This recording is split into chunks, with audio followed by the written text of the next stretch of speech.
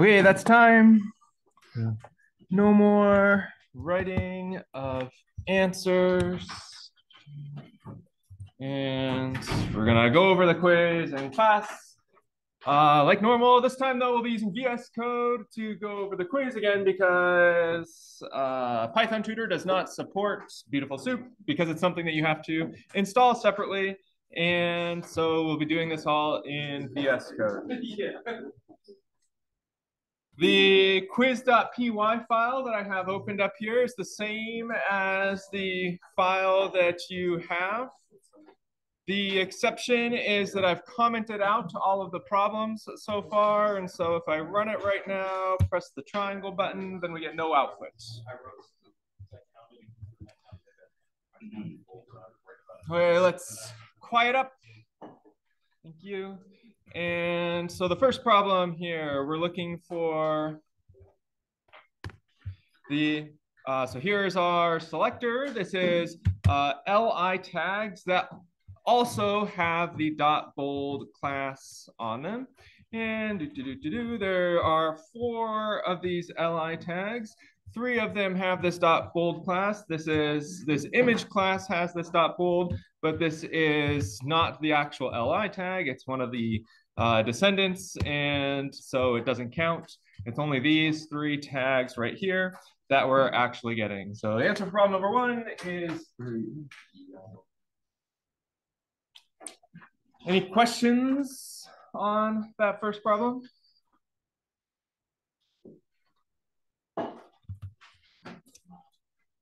Then problem number 2. Problem number 2 has this big, really ugly looking CSS selector inside of it. So let's divide it up into parts. The first part over here, the most important thing to divide by is the comma. The comma means or, the thing on the left or the thing on the right. So on the left-hand side here, we're matching P tags. And so if we scroll back up, we'll find all of the P tags. There are 2 of them, these 2 lines right here. And then the right hand side is a little bit more complicated. First, find all the div tags, then go find all the children tags of the div tags, which is also an H2 tag, and then find the adjacent sibling, the immediately following P tag of that. So this whole thing, div to H2 to P, is going to select, so first find the div, then the H2, and then the P. That's what the second half of that comma selects, is this P tag right here. But again, when you're selecting things inside of Beautiful Soup or any CSS selector or library, it's always going to remove duplicates. And so the left-hand side found these 2 P's. The right-hand side found just this P. It's the same exact one, so we don't count it twice. And let's make sure I have the right things commented. I think I do. So down here, up arrow, rerun, and we get 2 for problem 2 because there are just 2 P tags. When I am programming, working on problems, if I see something big and complicated like this, or maybe even bigger and more complicated, I would first just look at, okay, what's the thing over here on the right-hand side? And I would notice that it's a P tag, which matches this over here. So whatever this selects, it's just gonna get subsumed by this thing on the left. And I wouldn't actually even bother thinking about what all that junk does. I would just notice that it can't possibly give me something different than this over here. And so I'm not even gonna waste my brain power on thinking about that. Problem number 3. So the first 2 problems only on just getting using the CSS selectors to extract information out of the HTML, not doing any processing on it at all. This second one is now adding a little bit more complicated Python with that, and in particular using the accumulator pattern. And this sort of accumulator pattern, we're first selecting things up here that match this CSS selector, the div space ordered list. So find all the ordered lists that are descendants of a div tag.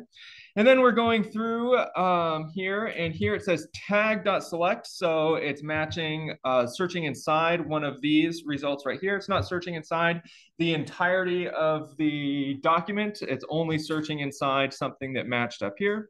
So let's first find what are the things that match div OL, and then inside of that, what are the things that match image, up to the top.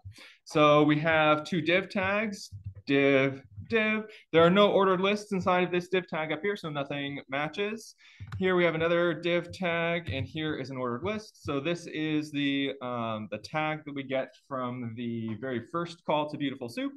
And then I think it was looking for images inside of this tag, and there is one image inside of this tag. And so if let's come back down here. Here we go, up arrow rerun, and we get 1 for problem number 3.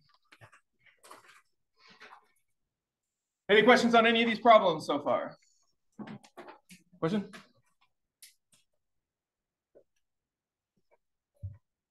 Okay, problem number 4, same format as problem number 3. Now we're finding all of the div tags, and then inside of those div tags, trying to do li comma dot bold. The li, again, this means find things that match the list item or find things that match the dot bold. The dot bold is the class equals bold. And so first we'll find the 2 div tags and then look for list items and dot bolds. So there's 2 div tags, this one up here and this one down here. And we're gonna have to look inside both of these div tags for either list items or dot bold. There is a class equals bold right here inside of this div. So we'll get 1 from this. There are no list items inside of this one. But then we go down to this div tag down here, find all of the class equals dot bold, bold, bold, bold, bold, bold, bold. And so what's that? That's 7 things total. And we were looking li comma dot bold. There are 3 things down here that are both list items and bold. So we don't count those twice. We remove the duplicates. So these 3 will only get counted once. There is a list item right here that is not dot bold. So this is also getting counted. So we're counting the 7 class equals bold plus this extra list item.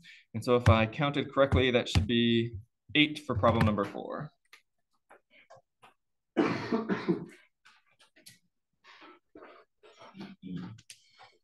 lot of things going on in that problem, easy to overlook various different parts. But any questions about problem number 4?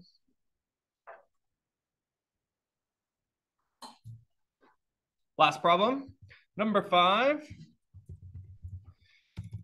So again, problem number 4, when we're doing this, something like an accumulator pattern inside of, after doing the soup.select, doing the tag.select, that's sort of like having the space, like div space list item. Number 5 is more like the comma, like this thing up here, comma, this thing down here.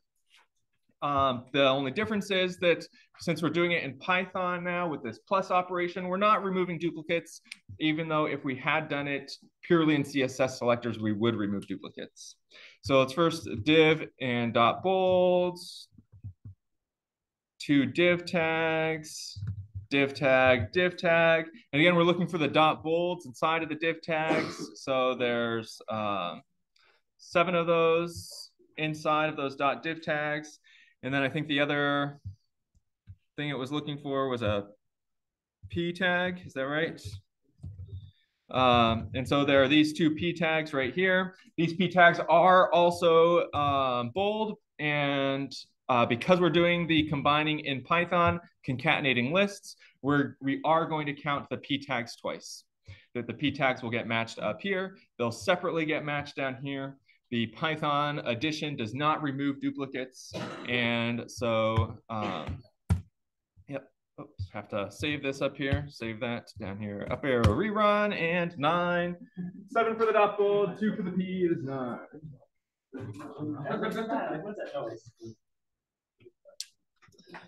Any questions on problem number 5?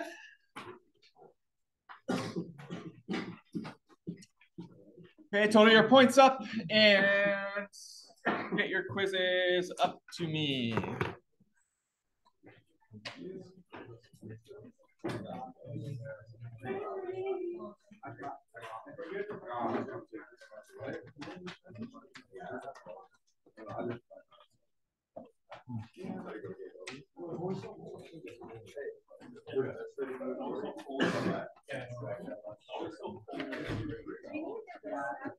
the feature? Is it both? Both of them? Or? Either way, you don't have to exact.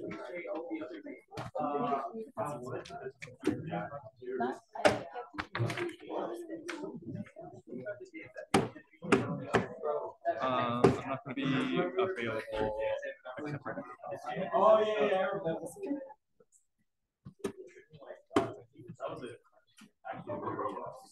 Any other quizzes that I don't have up here?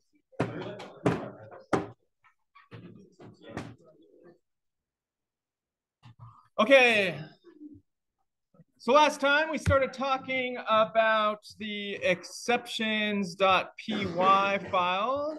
Again, this file, you can find it on GitHub under the topic 9 folder. These two files right here are what we're going to be going over today, the exceptions.py and the exceptionscomplex.py. We started talking about this one last time. We mostly finished it, but we'll do totally finish it up today, and then we'll get into this file down here. As a reminder, this file I gave you, we had physical copies of it. You are welcome to use those physical copies on the quiz that will be next week. It will be on this material, on these exceptions. And the stuff from this first file will be on the quiz. The stuff from this second file will not be on the quiz, will just be inside of things that you'll encounter in programming assignments. And so again, in the exceptions.py, we saw 9 different exceptions, and you are responsible for being able to identify any of the causes of those 9 different exceptions. So some of them were like easy to identify, like the division by 0 error. And then the attribute error, just anytime you have something to the right of the period that shouldn't be there, then that's the attribute error. The index and the key error were, I think, the first maybe confusing ones that they happen when you use the square brackets. And you put something inside the square brackets that you're not allowed to have inside there. So for lists, if you're out of bounds on your list, then you get the index error. But for dictionaries, if you're put in a key that doesn't exist, synonym for being out of bounds for a dictionary, then you get the key error. So key error for dictionaries, index error for lists. And then the name unbound local error is another one that's potentially confusing, that the name error can happen. Well, either of these happen when you use a Python variable that you haven't defined yet. The most common way that this happens is something like this, that right now this text variable has been defined. But if we were to not have this line right here, then it's a very common mistake for people to just type in directly what their key is that they're trying to do right here without putting the quotation marks around it. And that will give you a name error or an unbound local error. We saw that the difference between the two is that an unbound local error can happen inside of functions. Like this will cause an unbound local error. It turns out for weird, complicated reasons, name error can happen inside or outside functions, unbound local error only inside functions. And for the purposes of the quiz, you don't have to know the technical differences between the two. That's whenever it's one or the other of these, as long as you write one of them, then you'll get the credit on the quiz. Then the type error was confusing because there are many, many possible different causes of the type error. Somehow what it means is that the type of your variable that you're using is incorrect, and that can happen in a lot of ways. One is that if you are just adding a string and a number, so this is adding a string and a number, that'll result in a type error. So here, the most direct cause, string and a number. Sometimes you are allowed to do math operations between 2 different types, but these are the only 2 situations, at least that we've covered, that you're allowed to, adding integers and non-integer numbers together or multiplying a string by an integer. All other math operations with 2 different types on the sides will result in errors. If you use the length function on something that's not a container, that will result in the type error. so again, these things are subscripts. They're going to be a very, very common source of missed points on the upcoming quiz because there are many possible errors resulting from the subscripts. We saw the index error and the key error. You can also get a type error if you put something that doesn't make any sense with the indexing. So here, if I'm trying to index on this X right here is not a container, so it doesn't make sense to do this square bracket indexing, that will give you a type error. Down here, if I put in, like this is a list, this XS right here is a list, and this thing that I have in square brackets is a string. You can't index a list by a string. You could do that for a dictionary, but you can't do that for a list. So that'll give you a type error here as well. Basically, that should have been a dictionary. Yes? Just to be clear, the reason why it's not an index error is because you put in the wrong variable type rather than something out of bounds, right? Correct. So something like that, this is an index error because the index into a list must be an integer. So it is the correct type right here. It just has a bad value right here. The value right here is out of range. So this gives us an index error. Here, the problem is not that the value is bad. It's even worse than that. It's that it doesn't even make sense that you have the wrong type in here. You can never index a list by a string. You can index a dictionary by a string, but you cannot index a list by a string. And so this gives us a type error, that this should not be a string inside of these square brackets. If you have, so similarly up here, you're using square brackets in a spot where you shouldn't be using them because you're trying to do the subscripting on something that's not a container, that'll result in a type error. If you try to use the parentheses on something that's not a function, that'll also give you an error. And the most common way in practice that this happens is that something like this works. You start off defining this function, you use this function correctly, but then at some point later, you redefine this word foo to be something else. And so now this is no longer a function anymore. Now it's just a number, and you encounter this, and it's like, what's going on? I know it's a function. I defined it up here. The problem is that it is no longer a function because right here, you overwrote the previous function.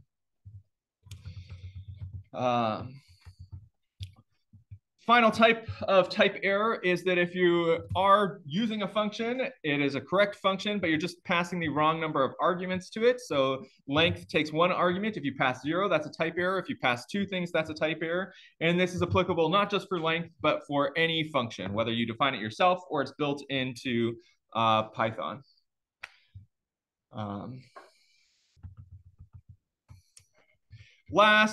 Almost at the last of the errors, exceptions that you're responsible for is this assertion error. This one's a really easy one, just that if you see the word assert and the thing inside of it is falsy, then you get an assertion error.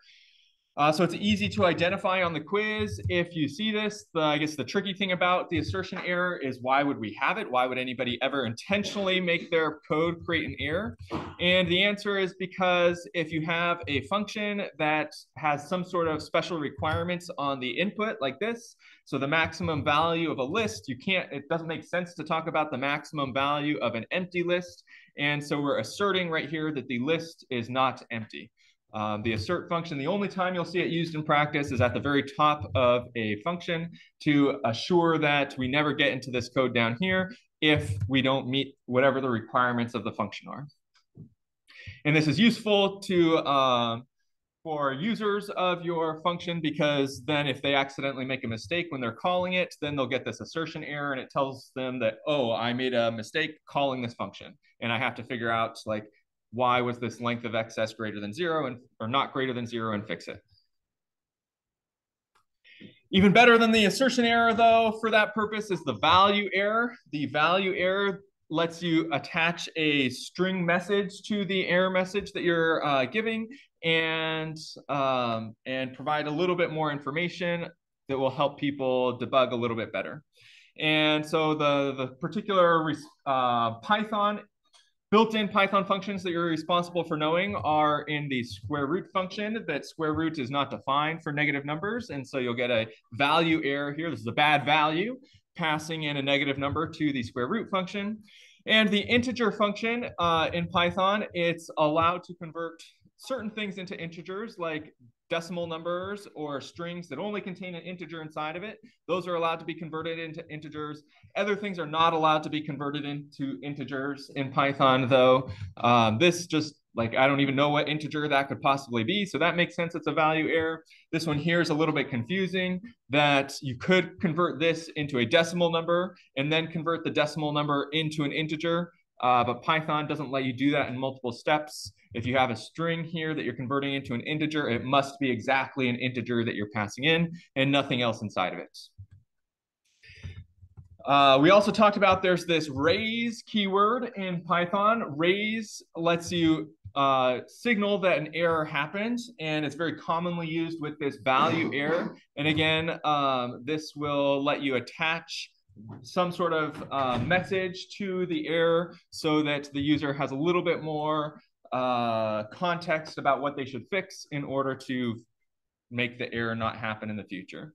So these two lines of code are exactly equivalent to the assert statement that we had up above. It's a little bit more user-friendly because you get a slightly nicer error message. And that's everything that we talked about last time. Any questions? Yes. So if we go ahead and let's save this up here and run it right now, then we are getting a value error on line 230 right here, value error right here. And it says that the value error, the input list cannot be empty. So the thing that comes to the right of the colon here is that text right there. The input list cannot be empty. And so, yeah, the vast majority of times, most error messages, I don't even bother reading the stuff to the right of the colon because the thing on the left of the colon tells me what's going on.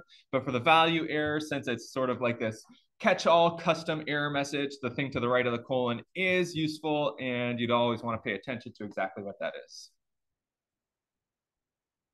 This is a good segue into another sort of debugging concept that, again, when we were talking about how to fix error messages, you always have to pay close attention to this whole thing that is output down here is called the traceback of the exception.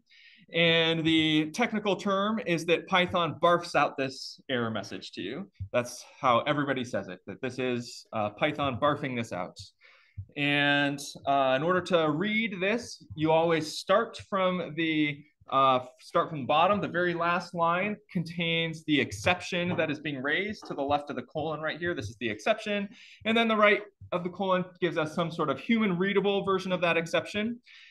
And then we haven't really talked about what's going on up here yet inside of this traceback. The main heuristic I've mentioned in class a little bit and talked to some of you one-on-one about is that you always start at the bottom, go up until you find your particular file, and then find the line number that's happening on that. A little bit more detail about what's happening here is that each one of these lines where it says file, each one of these corresponds to a different function call. And so here, there's actually two lines in this file right here, two lines that are causing these error messages. The topmost one is 230. It's this line right here. And the bottommost line is 223. This line right here. So 223, the bottommost one is the one that is most directly, it's the one that has the actual raise word inside of it, the one that actually raises the error. But if I were just to look at this line right here, this doesn't necessarily tell me a whole bunch of information about like, where am I using this function at? What is the thing that actually caused this? And so you can always go up one level here to line 230 in this case, and it'll tell you what is the function that called the function that created this error. So this line 230 right here corresponds to this. This is the function that I called, which created this error right here.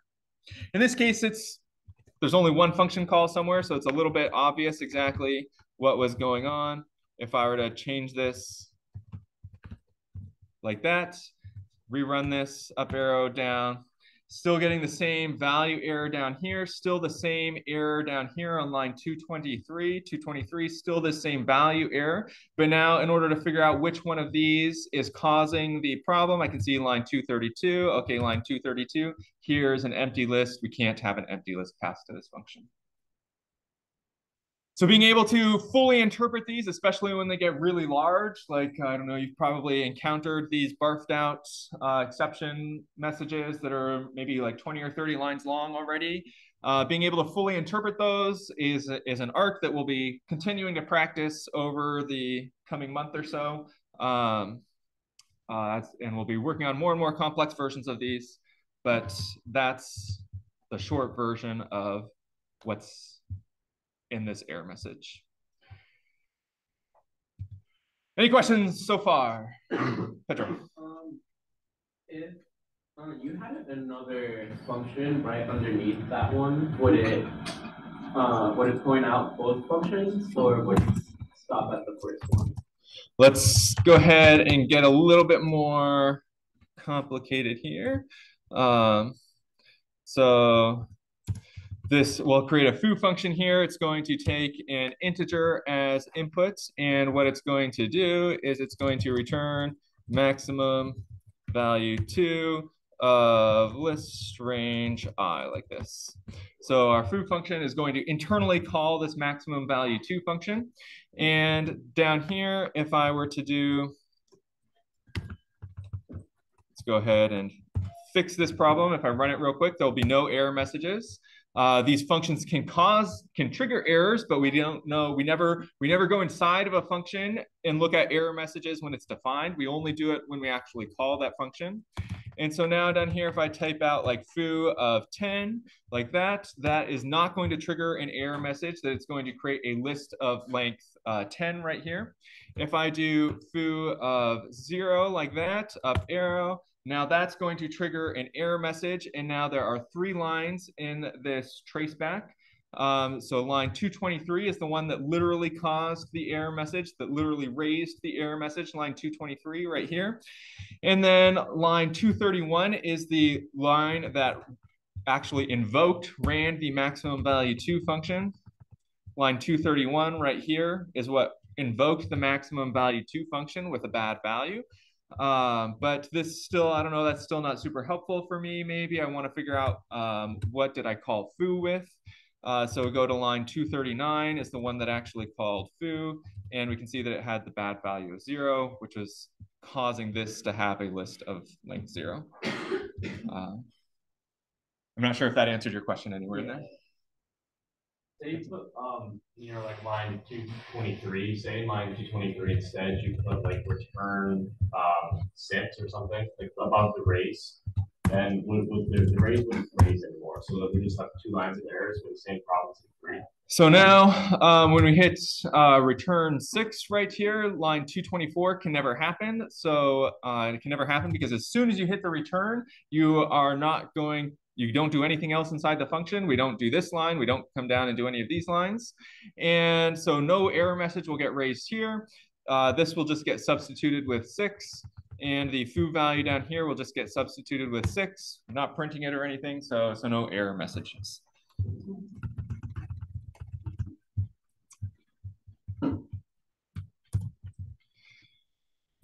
Any other questions so far?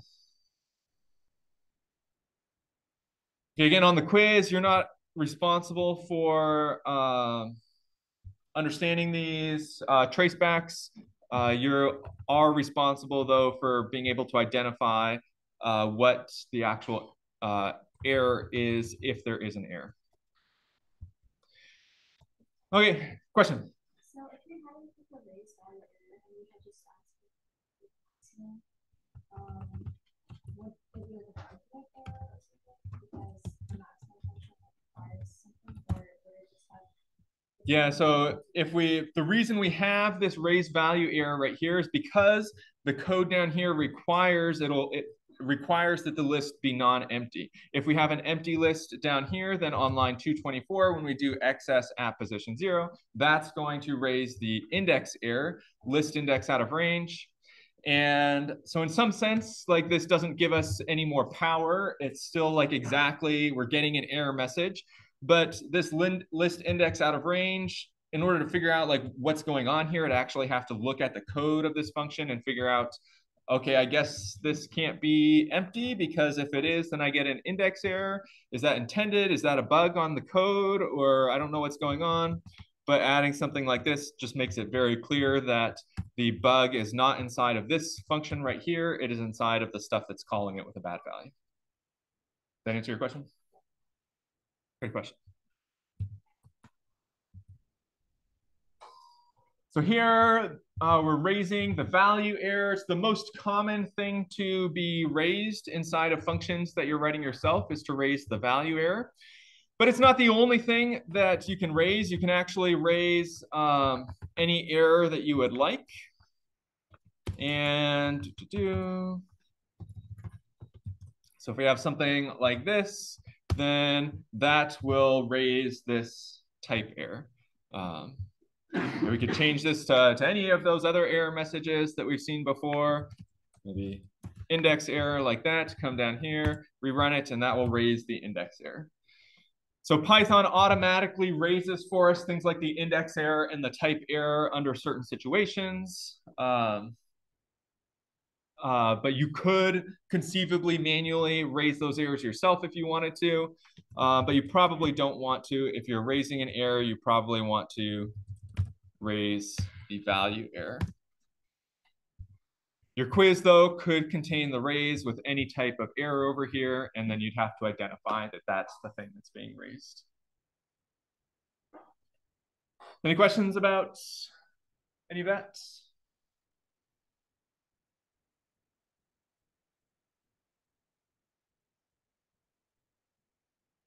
Okay, then if that wasn't complicated enough, let's go to the complex exceptions.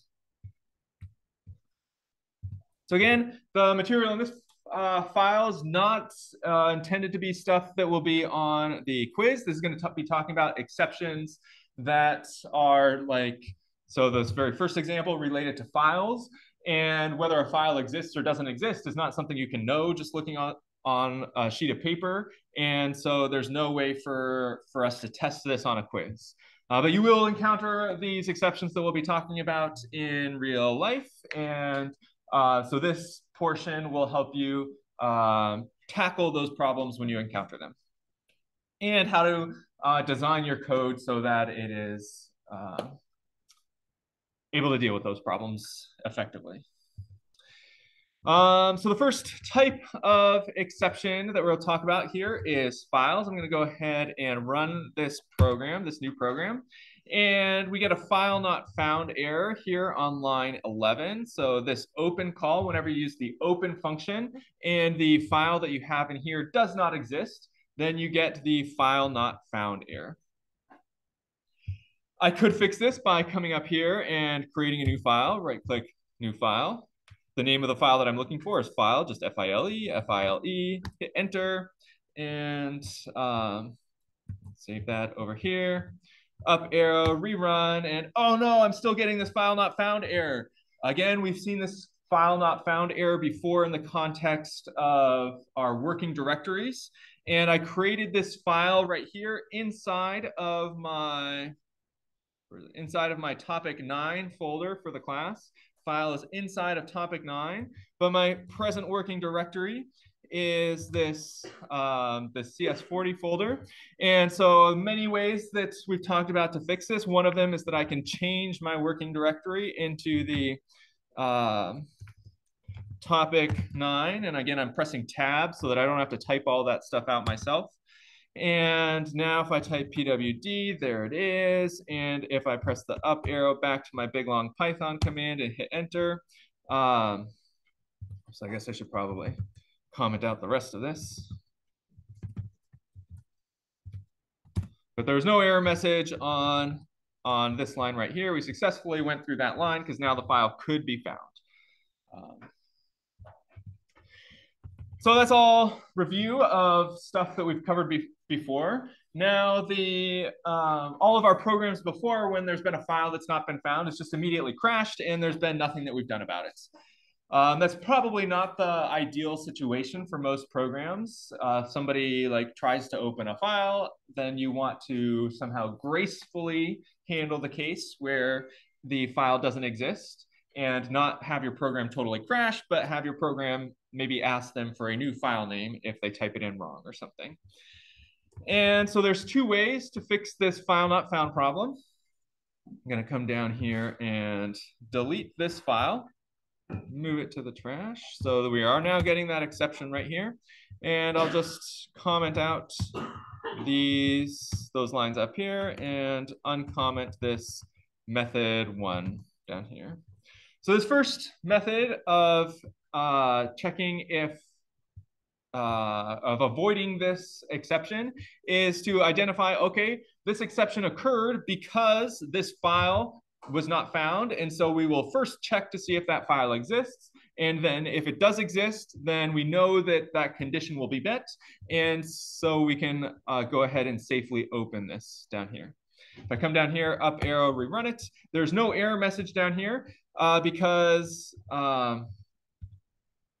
there is no file, but we never actually get to this line right here because this if statement up here will be false. If I add an else print bad file. Down here, up arrow, rerun, and we get this bad file output because this returned false. Question? When I ran the code, oh wait, never mind. I'm coming up there. Okay. So Pythonistas, so Python programmers tend to call this method asking for permission because we have an if statement saying like, if we can avoid the bad situation, then we'll do it. If we're not able to avoid the bad situation, then we'll do something else instead. The other method, instead of asking for permission, ask for forgiveness down here. So let's just try to do whatever it is that we're trying to do. So opening our file, in this case, I've changed the file name right here to be, it does not exist. This file definitely does not exist. And when that happens, we'll come down here and get this file not found error. But now I'm using this try and except. Try to do this stuff, except when this happens, then print file not found. Come down here, up arrow, rerun, and we get file not found down here. How did I know to put the file not found error right here? Well, if I go ahead and try moving this code to outside of the try and except and see what is the exception that this code is going to generate for us. What is the exception that this code is going to generate for us? Run that. Then we see that the thing to the left of the colon here is file not found error. So down here, the thing to the left of this colon would also be the file not found error. That whatever you have to the right of the except is what we trap here, and we'll print out our appropriate response. Question? Why is it better to ask for forgiveness? Because it both prints out just you can print out the same thing at the same result at the end. So then the question is, there's down here this general principle that, and this is true, very, very much true in Python. Python programmers will live and die by this principle, but it's true in most programming languages too. But that it's better to ask for forgiveness than permission. It's better to use this try except pattern than it is to try to use this if statement pattern. A number of reasons for that. One reason is that you might not have all the appropriate if statements to prevent whatever the bad situation is. In this case, this is all we need in order to prevent the bad situation, but there are other situations that the bad situation is more complicated, and it's really difficult to write the correct if statement up here. But doing the try except is always very easy to do. It's always just try and then accept whatever the exception is. You don't have to figure out what is the condition that would cause this exception. You just write the name of the exception and that's it. That's the simplest explanation. Question? Yeah. What is the difference between with open and then just open? Pause that question. So the so the general principle, it's always better to ask for forgiveness than permission. 2 reasons. One is that this code down here is simpler in that we don't have to figure out what is the if statement. The other is that this code up here, even though it seems correct to you, it's actually not correct. This code has a very subtle bug inside of it in that on line 20, the file might exist, but then somebody might go and immediately delete the file in the microsecond between line 20 and line 21 get executed. And if that happens, then this down here is not going to find the file and it's not going to exist. In practice, I don't know, for the code that you're writing, that's very unlikely to happen. But when you're operating at Google scale or Facebook scale, things like that happen all the time. And so it's lots of very subtle bugs can happen if you use this ask for permission strategy. So always use the ask for forgiveness. Then the next question was about opening files. In class, I always use this with open as F strategy. And sometimes the textbook says something like F equals open does not exist, like this. Put that here. So these 2 lines up here are equivalent to text equals F dot read, and then F dot close. It turns out that other programs cannot also open this file at the same time that you're reading, writing to this file. And so it's good practice to close this file as soon as you're done with it. And the with command automatically calls this f.close for you and automatically closes it. You don't need to remember any of that. The good practice, though, is just anytime you're calling the open function, use it with this with command, and then you're not going to run into weird subtle bugs. In this class, you wouldn't run into weird subtle bugs with this either, but in subsequent classes, if you take the subsequent classes, you would see situations where this is not going to be working for you, but this will. Yes? These 2 lines up here equivalent to these 3 lines down here. The with built-in Python special statement automatically calls whatever your variable is .close as soon as you unindent the this text over here, as soon as you get outside of this code block. Right. Can you do accepts and then multiple errors, or would you have to do separate accept lines every time? Good question. So down here, here we have a single error that we're trying to catch. And the question is, what if there are potentially multiple errors that can happen? And we'll see that in the next example, best ways for dealing with that. So the next example down here is for URLs. And make sure no bad error messages. There we go. And I don't actually have any of the bad code or the exception handling code here yet. We're gonna modify this this code as we go, and catching the various exceptions. And so right now nothing bad is happening. That there's no exceptions that are happening. One possible way to get an exception from the request.get function is if we pass in something like google.com without the thing to the left over there that's called the schema, without that thing to the left called the schema. And if we get that, then we get this missing schema exception. This exception is defined inside of the requests library. It's not built into Python. And so that's why it has all these other dot things over here to the left. But we can catch this exception the same way that we would catch any of the other exceptions, like try that and accept that and print out whatever helpful error message we want. URL needs a schema like that, come down here, up arrow run, and it tells us down here that the URL needs a schema rather than throwing that big giant exception. And so let's add our schema back in here like that, up arrow, rerun, and there we go. But there are other ways that this request.get thing can throw exceptions for us. For example, okay, google.com, we've all used that before. We all know it exists, but this thing right here, I don't think that exists, pretty sure. We'll find out here though in a second. Up arrow, rerun that, and we get this connection error that Python has tried to connect to this domain right here. But nobody has been enterprising enough to develop this web page yet. And so Python is not getting a response when it tries to connect. And if we want to deal with this exception, then the best way to do that, again, copy over all this stuff like that and print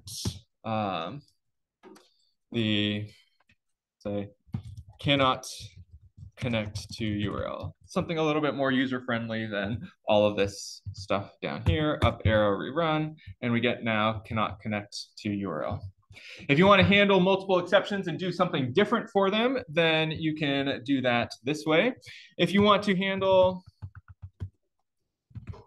multiple exceptions and do the same thing for them, except you can put both of them on the same line.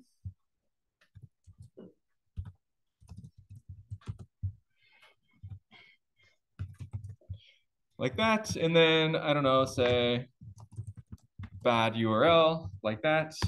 And now it just tells us bad URL.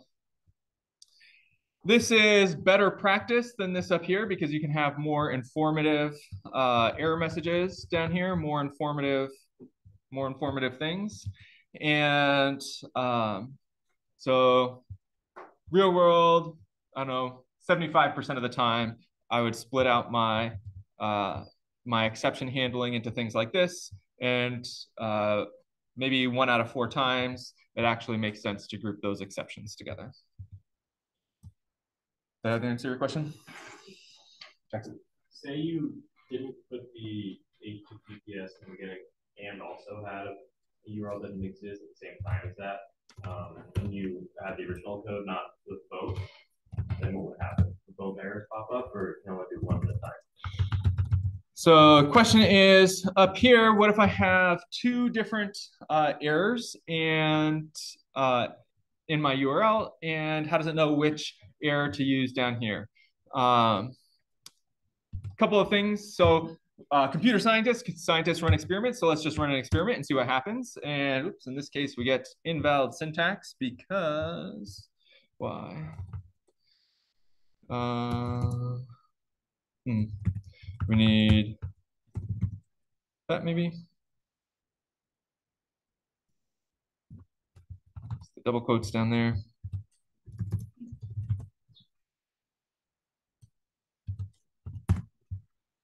Nope, line 49. It really thinks it's up here.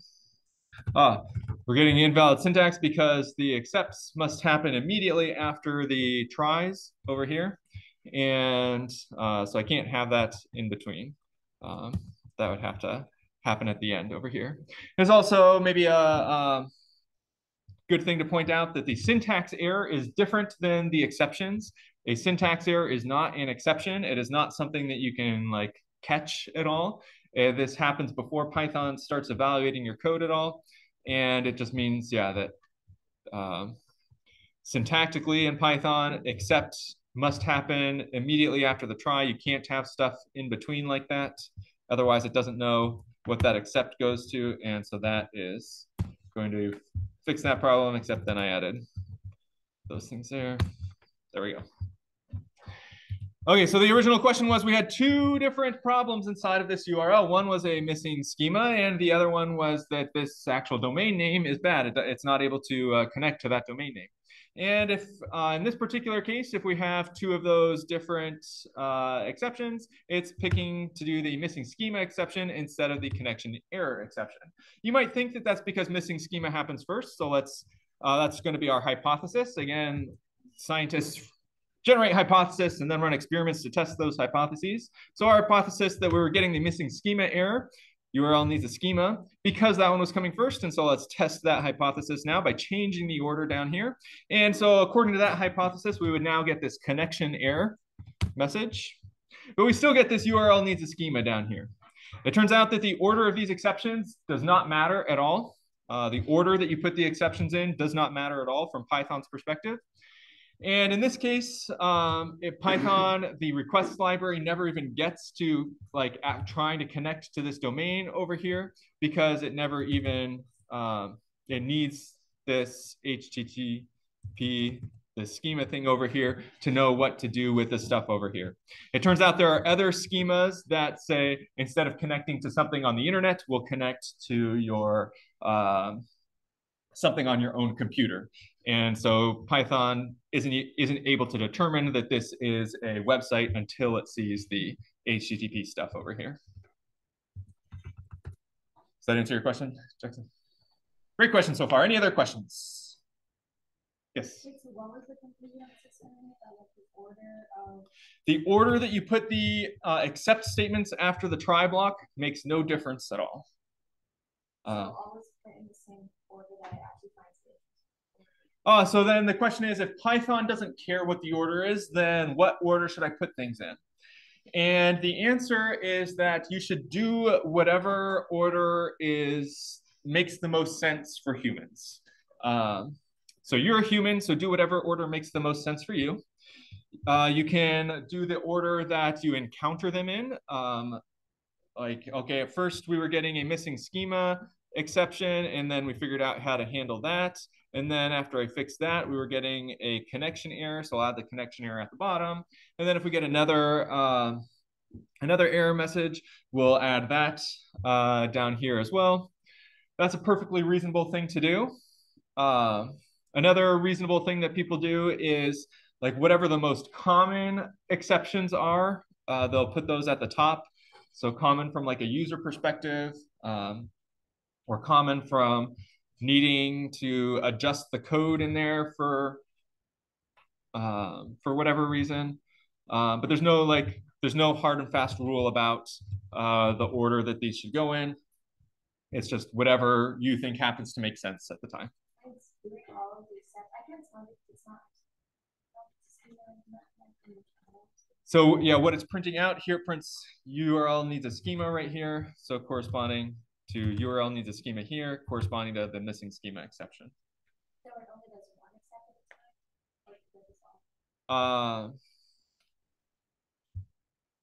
This function right here, this piece of code right here, is guaranteed to only ever raise at most one exception. It can raise 0 exceptions, it can raise 1 exception, but it can never raise multiple exceptions, because inside of a function like this, let's say we try to raise multiple exceptions, raise value, error, test, and then raise type error. So we're trying to raise multiple exceptions. We would never get to line 44 down here because the function stops as soon as we hit line 43 right here. That the raise is kind of like the return in that it makes the function stop. The difference is that we stop what we're doing inside the try and we go on to the accept. So a function can only ever raise one exception at a time.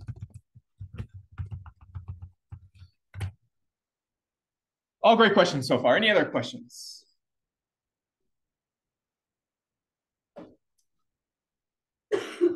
Okay, let's look at one more situation here. So here I have google.com. Let's just check to see if this print valid URL right here like this. So if we ever get to line 51 right here, if we get to this line, then we know that this worked and we're not going to print out this stuff down here. So printing valid URL, come down here, up arrow, rerun, and it prints out valid URL. Google.com does exist and we are in fact able to connect to it. But now let's try So now this is a particular web page inside of google.com. And this web page inside of google.com does not exist. And I'm going to, before we run this code, let's come over here, Control C that particular string, head over to Firefox and open up a new tab, paste that string in here. And we see that Google is telling us that that is an error. This web page right here, this URL does not exist. So this is very similar to the error messages that we were getting before, but let's now save this up here, down here, up arrow, rerun this, and we still get this valid URL right here. That this URL up here, from Google's perspective, this crazy URL is an error message. It does not exist. It's an error from Google's perspective. But from Python's perspective, it is not an error, and it is a valid URL. This does not raise an exception. So I get, yeah, the most technical way to say that is that that may be an error, but it is not an exception. An exception is the thing that deals with the try and except blocks. In Python, in order to tell if the actual URL was valid or not, the requests object has an attribute called the status code. We'll do it right here, print status code equals, comma, r equals that, r dot status code. And the status code tells us whether this website right here thinks that this was an error or not an error. Save that, come down here, up arrow, rerun, r equals requests.get, down here, up arrow, rerun. And now we get the status code equals 404. 404 happens to mean that the location at the web server does not exist according to the web server. But if we tried something that does exist, like just google.com by itself, then we'll get the status code equals 200. 200 means that that URL does exist from Google's perspective, and so, yeah, no error. We got a valid web page from that. So the general principle here is that just because you have an error doesn't mean that it's an exception. The try except only works for exceptions, but there might be more general errors that are errors not related to Python that will be captured in various different domain-specific ways. And here, the important one is the status code. I saw some hands up. Yes. Question is, what exactly is the status code? The answer is that it is every time you visit a web page, the web page returns the status code, which tells us a bunch of information about that web page.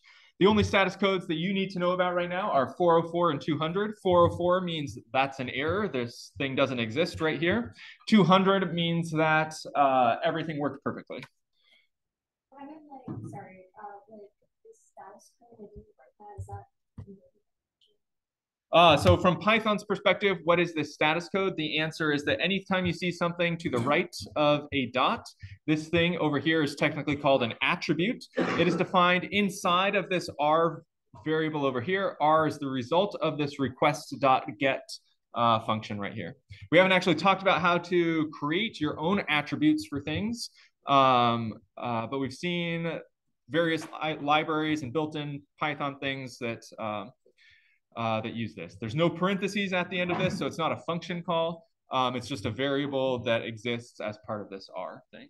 So every time you have request.get, you save it into some variable, and then you can do .status code to get access to that. Good question. Not a fully complete answer, but hopefully complete enough to be able to work with. I saw more hands, maybe questions got answered. Okay. Last thing down here. So we've been talking about, you've actually had to use exceptions in your labs and stuff before we've really talked about it in class like this. And that was intentional. As a programmer, there's going to be lots of things that you have to use before you have like a full working understanding of them. And so this was having you needing to work with exceptions on that zip file extraction, just getting you used to that idea of working with things that that you don't fully, maybe necessarily 100% understand. And that's, again, a thing that you have to be comfortable with as a programmer. And hopefully now this is helping making the things that you've done on the Zip File Lab make a little bit more sense. One of the things that happened on the Zip File Lab, and it's going to happen on upcoming labs, is that you'll have loops that run for a very long period of time. For example, here an infinite loop is going to run forever. If I run this, then it's printing out hello world forever. And the standard way in Python to terminate one of these infinite loops, or to terminate a program that's running too long, is you press Control-C down here. If you press Control-C, you notice that this thing down here that Python barfs out looks very familiar, that it has this traceback at the top, and then it tells us an exception down here that actually got, that actually happened. This is the keyboard interrupt exception. And so if I want to somehow disable the Control-C functionality, then I can do something like try except keyboard interrupt right here and say like print, I do not want to quit. And then it's not going to quit. Save that, come down here, up arrow, rerun. Okay, we're in this infinite loop. It's printing hello world all the time. Press Control-C. You can't tell that I'm pressing this. You can't see the actual error message or this message right here being printed because it instantly prints out thousands more of these. But now there's no way to press Control-C and have this this while loop terminate. On my computer, and probably most of yours, you can press Control-Z, and that will, it doesn't actually stop, it doesn't kill the program, but it will temporarily give you back control to the terminal here. The very rare that you would want to catch this keyboard interrupt exception. Pretty rare thing to do. Because you probably want people to be able to force quit out of your program if they really want to quit. But one thing that a number of people did on your Zip lab, which you, from here going forward, you probably do not want to do, is you have the except without actually specifying the exceptions over here. When you do this, when you say just accept without listing the exceptions, it means catch every possible exception that might possibly happen. And so here, one possible exception that we've seen that can happen is that keyboard interrupt. Now, if I press Control-C, then nothing bad, or I can't leave this program by pressing Control-C, no matter how much I do it. I can press Control-Z again, though, to leave this program. And maybe that's not like, I don't know, you don't think that's the end of the world, that you are better than me. You are smart enough to not have infinite loops. So you don't care if you can't press Control-C. But something that everybody does is we all have like typos at some time. Like I forgot to add a T to the end of my print statement right here. That's obviously a bad thing to have happen. But if I come down here and we run this, then we are always in this exception down here. Like we didn't think we would be in this exception, but we are, because this is what exception am I getting up here? That's right, a name error, that this right here, this print function doesn't exist. Nowhere was this print thing defined. If I hover over it, it says undefined variable. And so this is giving me a name error right here. And this exception right here is catching that name error. If I were only catching the exceptions that I exactly wanted to catch, then that would not happen. It would not catch the name error. I'm going to come back up here to maybe a more meaningful example where we have this request.get and the URL up here, and we were successfully able to do this. We talked about you can catch multiple exceptions on a single line like this. You can catch even more exceptions on a single line like this, except print had an exception like this. Right now, if I run this code, there'll be no exception. Get the status code, that's nice. Change this to just be something bad again. Down here, up arrow, and we had an exception, but we don't know what that exception was. If we change this to .com again, but down here, like change that like I have a typo in my URL. I just typed instead of Earl. And down here, run that, had an exception. I don't know what that is. I don't get this useful feedback about the that it was a name error exception. So good practice always on your exceptions to put the exact exceptions that you're looking for and never to catch anything. You never want to do this. Let's see. There's last week we were I left off about talking about this Facebook thing. I was hoping to get to that today. You'll need this for your lab on Friday. So we'll have like 5 minutes at the beginning of lab talking about the just broadly how the internet works. And then in your lab, you'll be doing some internet stuff this week. That's the end of class for today, though, and happy to take any questions that people have after class.